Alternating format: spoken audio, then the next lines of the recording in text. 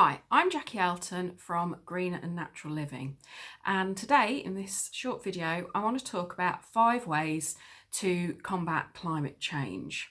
Now, although climate change is a huge issue with lots of parts to it, as it were, lots of things that affect it, and I'm not saying that these 5 things will completely sort out climate change, but if you're concerned about climate change, then maybe you'll be a bit overwhelmed and confused as to what to actually do, what you can do to make a difference. So these are 5 actions based on the Drawdown project, and I'll put a link to that in below because I haven't got time to go talking about that. I might do another video about that.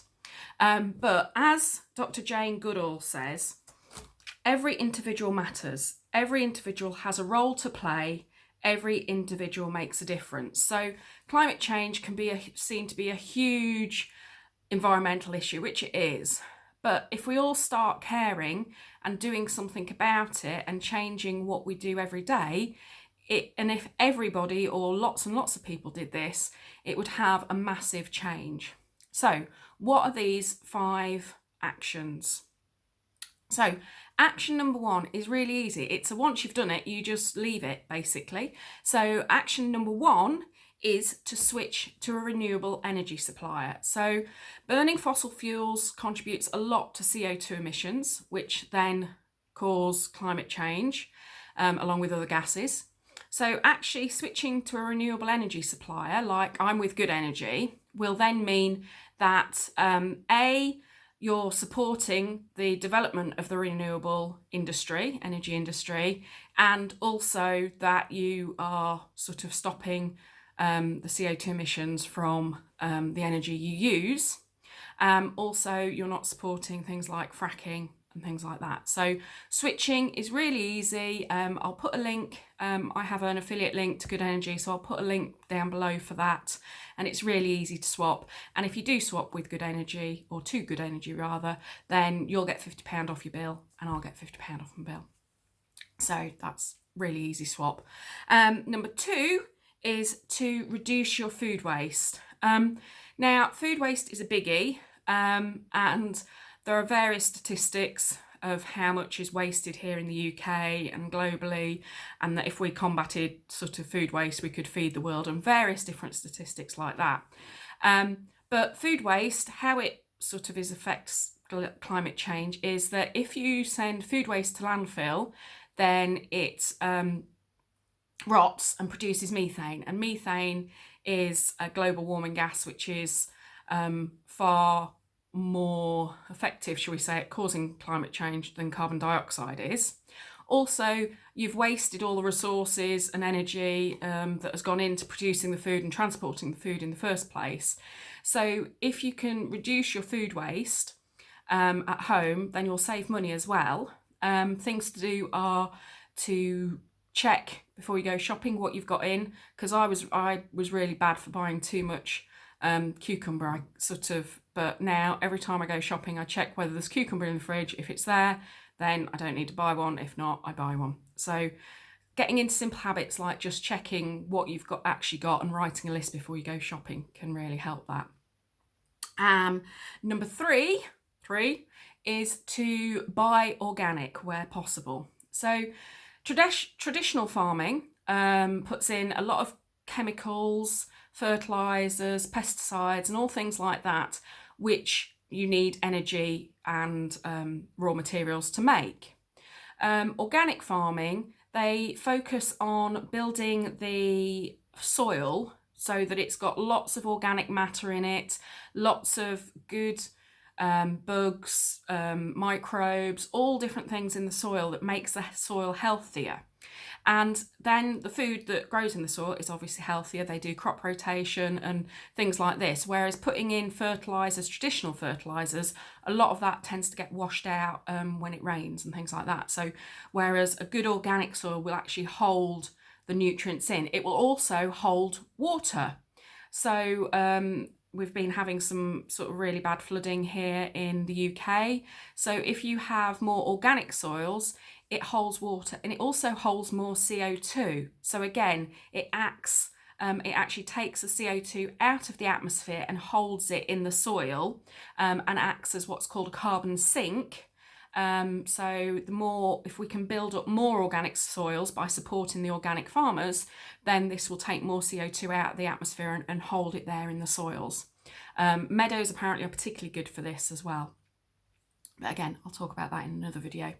And so next is number 4, and that is to support organisations that plant trees or that protect forests, or both, if you're feeling in sort of a mood for that. I have monthly pay to a lovely charity called Word Forest organisation, and they actually plant trees in Kenya and build classrooms. So they plant the trees, they educate the local villagers on why it's important to look after the trees and how it will benefit them in the future. And basically, again, trees taking CO2 out of the atmosphere and put it into their woody structures and things like this. But also, if you plant the right type of trees, then the villagers will have more benefits from the things that grow on the trees as well. And then the trees will also be a canopy and sort of a place for shade.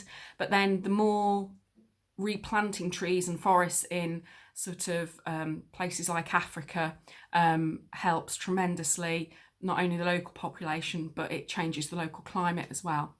So that's really good. And I think Ethiopia recently planted the most trees in one day or however long. So that was really brilliant. And I'll put a link to Word Forest organisation below as well.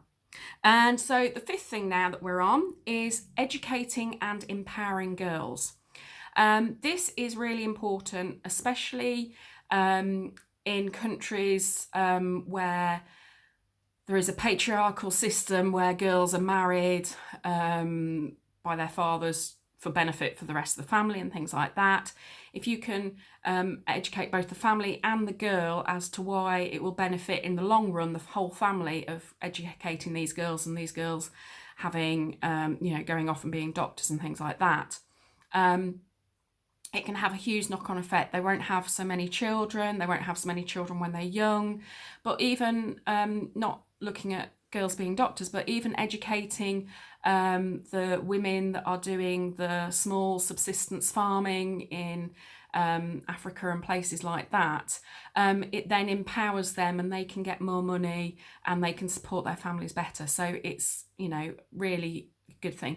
And then again, you've got, educating, empowering women in the UK, so that they can make better choices, or, whether that's for environmental choices, going on doing more education, or, there's so many things that educating and empowering women, the benefits that come from that are just huge. So these are the 5 things. They are: switch to a renewable energy supplier, reduce food waste, buy organic where you can, support a charity that plants trees or protects forests, and educating and empowering girls and women. Now that's been really quick, although I've waffled slightly. But if you want to go deeper into all those different topics, I will be running a 5-day challenge where we go into those topics deeper.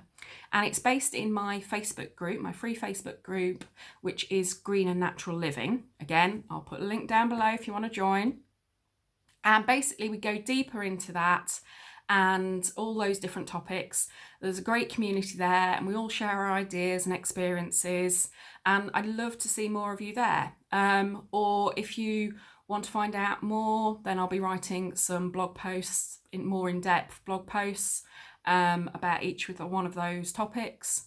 But yeah, just sort of, if you don't want to jump into the group straight away, then you can follow me on Facebook, which is Green Aspirations, Instagram, which is Jackie Elton, Twitter, Green Aspirations, or just like this video and subscribe to the YouTube channel. But I hope you've enjoyed this video, and that maybe it's inspired you to do one or maybe look into all these different areas. And I'll see you next time. Take care. Bye bye.